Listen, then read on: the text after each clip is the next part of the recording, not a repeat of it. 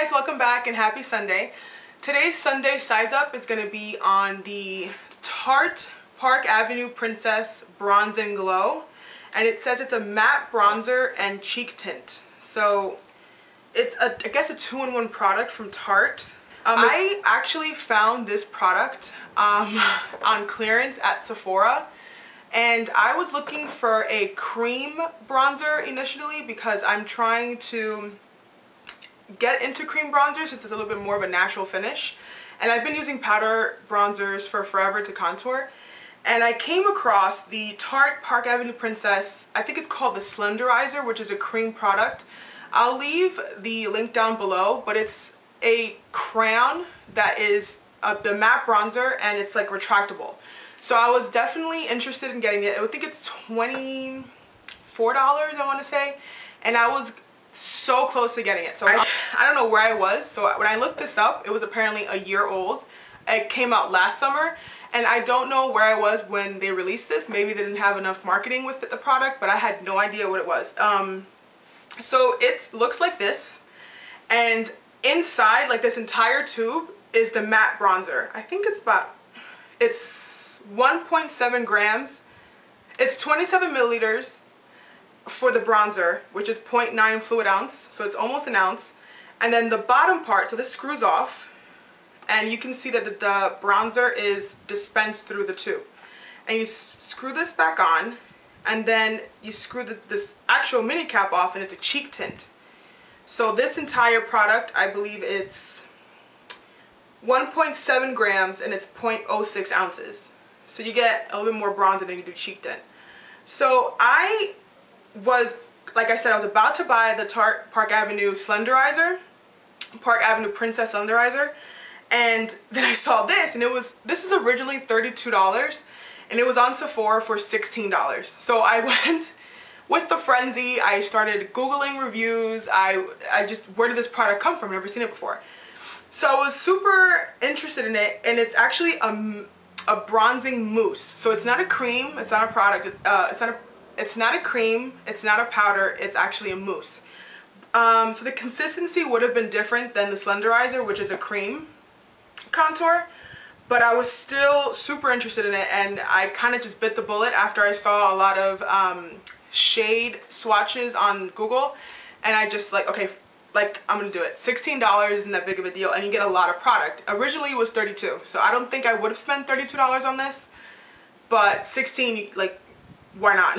Consistency is a mousse, so it's not as easy to work with as the cream, but I feel like this is more forgiving than a cream contour. So what I mean by that is that usually cream products adhere to your skin a lot more than mousse products. So I feel like you have a lot more room to work with in terms of blending and, I guess, getting into the exact spot that you want it to. The color itself, I was very pleasantly surprised. It honestly, I didn't think it was gonna show up on my skin either, but because it's a mousse, I can actually layer this without looking cakey. So it's very like featherweight kind of.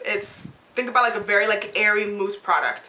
So it's not super cakey, it's not going to get and settle into your fine lines or anything like that. It's actually very natural looking, and it gives you a very subtle contour. So that's one of my pros about it, is that it gives you a subtle contour without looking too much. And since I have oily skin, I do have to set this bronzer. So I could get away with just using maybe a couple of layers of it to get the intensity I wish, but I do still set it because I have super oily skin. You dry skin girls would probably love this product if you can still find it. I don't think it's completely discontinued yet. I did see it on eBay. I saw it on Amazon. I saw it in Nordstrom. I saw it tons of places. So I don't know if it'll be $16 though, but I do know that it's still for sale in some stores. So just definitely give it a look. But this is definitely a good on the go, and it works so well with like a tan, just because it doesn't give you too much of a contour. And when you're tan and you're kind of bronze, you don't want to look like super Jersey Shore. So I definitely love it. It gives me a glow that it's not too overpowering. The cheek tint side, I actually didn't think I would like this color just because I'm not a frost person, and I feel like this has like a luminous frost finish to it. I don't know if you can see up close. If you'll be able to see up close the sparkle and the shine to it.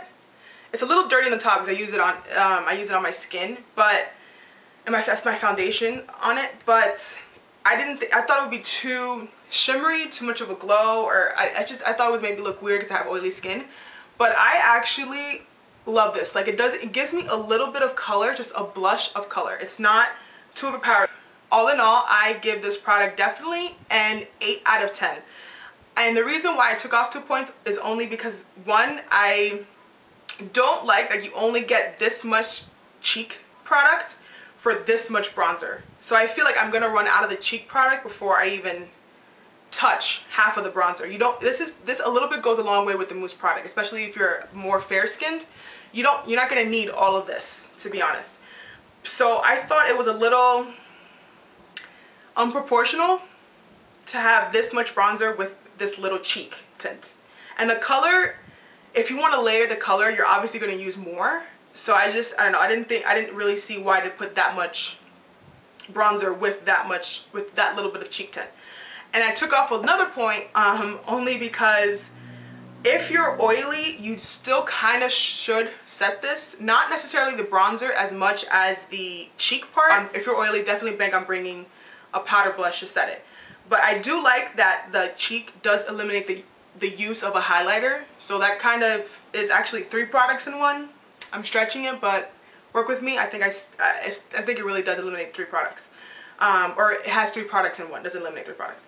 So definitely pick this up if you can find it. I really do enjoy it. If you're any darker, however, than W7 or W8 in L'Oreal True Match, I wouldn't suggest getting this. This is not as dark as Hotel Heiress. Park Avenue Princess is not as dark as that one. So avoid this if you're any darker than that. But if you are working with anything lower than W7 or W8 in skin tone, definitely grab for this. I think it's great for fair tone girls.